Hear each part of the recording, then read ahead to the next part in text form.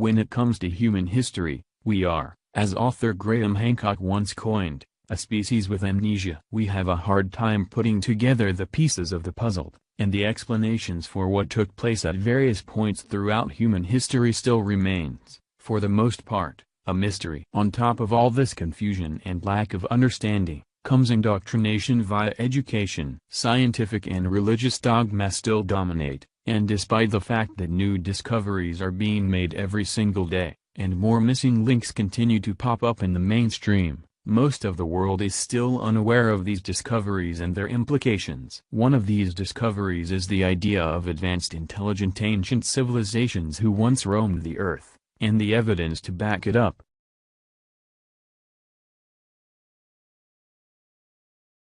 History is not always as it's told, which is why critical thinking and investigation is important if one is passionate about such subjects. Relying on basic education can mislead us and misinform us in some cases. Another important point to make note of is the classification of information. According to the best estimates of some historians, the U.S.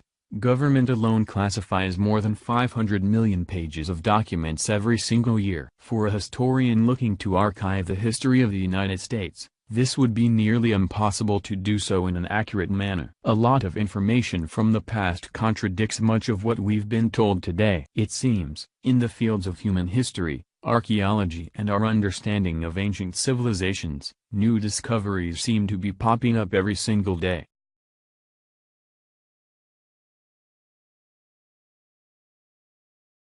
From the teachings of the Sumerians, Mayans, ancient Egyptians, Greeks, all the way to Atlanteans and more, there are facts that still remain unacknowledged when piecing together the mystery that is human history. These topics, and several examples can be found doing some simple independent research, but for a more in-depth look with multiple examples that come from our ancient world, I suggest you start off with the work of author Graham Hancock if you are really passionate about lost ancient civilizations.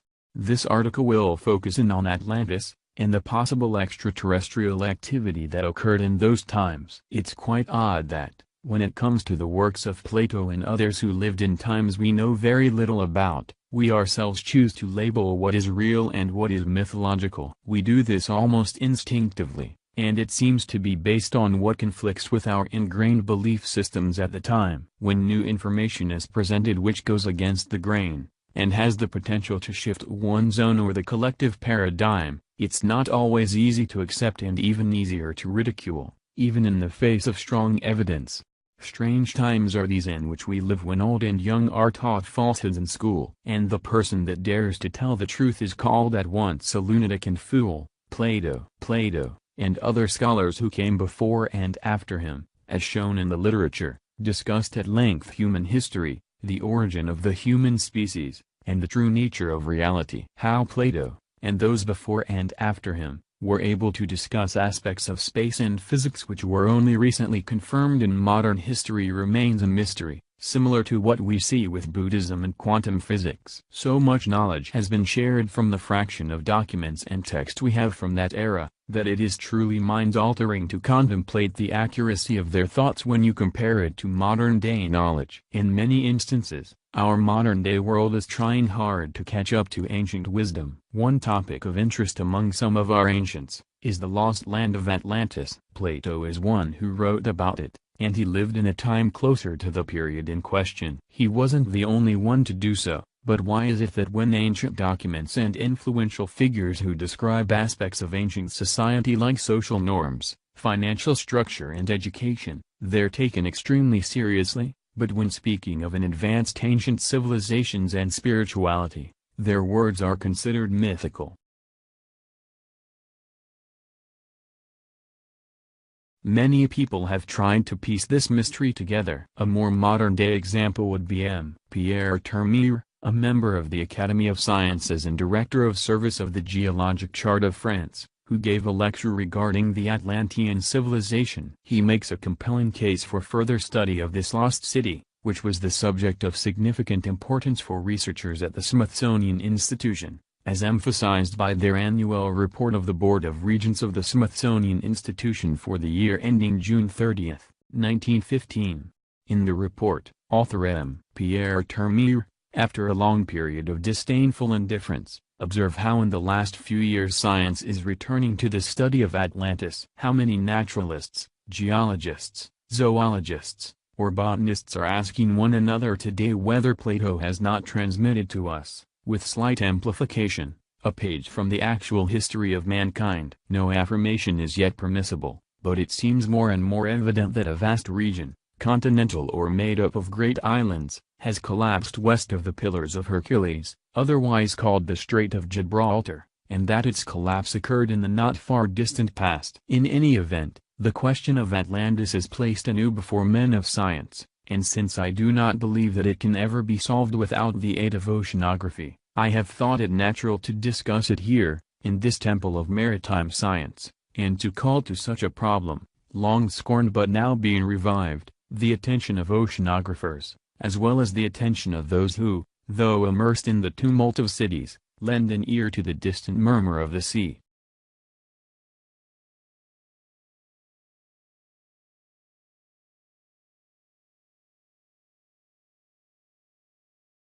According to Plato, Atlantis was inhabited by earth-born and primitive human beings. One of them was wooed by the god Poseidon, who interbred with the human beings, and they eventually bore 5 children. This interbreeding between gods and humans is a common theme in many historical texts found throughout the world. Was it really interbreeding between beings from another planet? The land was divided into concentric zones of land and water. 2 zones of land and 3 zones of water surrounded the central island, which had warm springs of water and cold springs of water. The land became an established country, with a wise government and an industry that saw them soar to advanced technological heights, beyond anything we've reached today.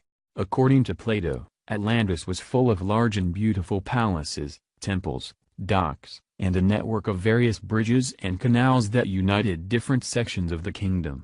His description was very precise. For example, when describing the construction of public buildings, he explains, they circumscribed each of the land zones with a wall, the outer wall being covered with brass, the middle with tin, and the inner, which encompassed the citadel, with aurichalk. The citadel, on the central island, contained the palaces, temples, and other public buildings. In its center, surrounded by a wall of gold, was a sanctuary dedicated to Cleito and Poseidon. The part of Atlantis facing the sea was described as lofty and precipitous, but about the central city was a plain sheltered by mountains renowned for their size, number, and beauty. The plain yielded 2 crops each year, in the winter being watered by rains and in the summer by immense irrigation canals, which were also used for transportation. The plain was divided into sections, and in time of war each section supplied its quota of fighting men and chariots. Atlantis was massive, ruled by multiple kings who all had control over their land. Their relationships with the other kings were governed by an original code of ethics that was engraved by the first 10 kings. The chief laws of the Atlantean kings were that they should not take up arms against each other and that they should come to the assistance of any of their number who was attacked. Eventually, Atlantis fell due to greed, ego, and black magic. Qualities not rare among men. It's these qualities that still exist today which the human race, on a collective level, that we need to let go of.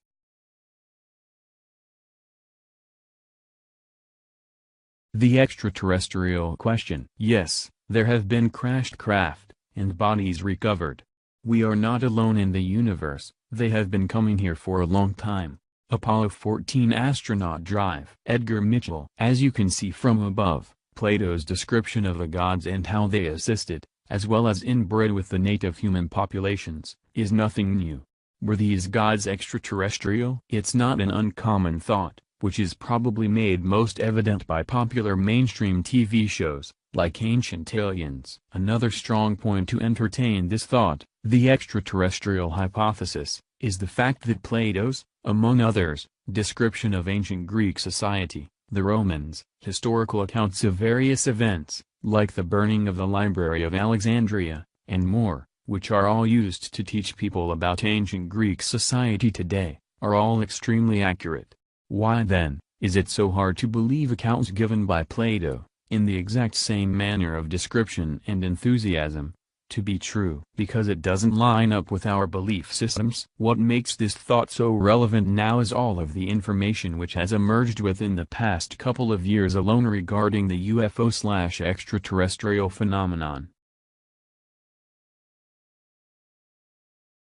Pop culture sensation Tom DeLonge seems to be at the forefront of a United States disclosure movement. He started what's called the To the Stars Academy, and joining him are high-ranking Department of Defense officials, like Louis Elizondo, an ex-CIA director, and technological geniuses like Steve Justice, a recently retired 30-year director of Lockheed Martin Skunk Works. Read more about this in the article linked below. They've come together, in partnership with the U.S. government, to let the world know that the UFO phenomenon is indeed real, that objects are commonly tracked on radar and visually confirmed, objects which travel at speeds and perform maneuvers that no known aircraft on Earth can. They, the Pentagon in partnership with To the Stars, recently released a video of one of these technologically advanced craft. The people at To the Stars have mentioned on more than one occasion that there is good evidence to believe we are not alone. Despite the fact that this is now being presented to the mainstream,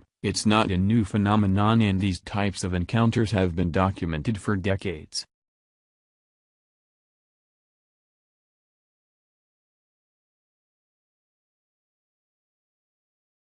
Many scientists, astronauts and employees from within has said, time and time again, that they know many of these unknown objects are indeed extraterrestrial.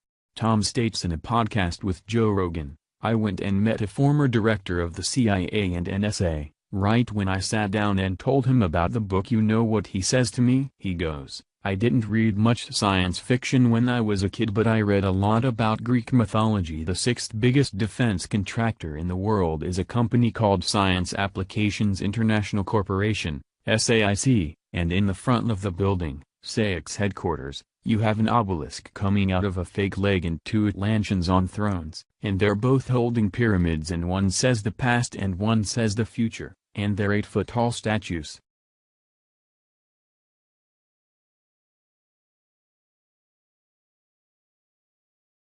Quite an interesting observation. He also mentioned that gods in this time were extraterrestrial, beings from other worlds and or dimensions guiding and pushing humanity along with little pushes here and there. These types of figures are described by several ancient cultures throughout the world, more so prior to the Roman Empire, when gods became God. So, it is indeed interesting to ponder, were these gods actually extraterrestrial? I'll leave you with this video, as I've done countless times before, so I apologize if you missed it. Contrary to popular belief, just as there was evidence for the now verified UFO phenomenon, there is evidence that does support the extraterrestrial hypothesis, and a lot of it,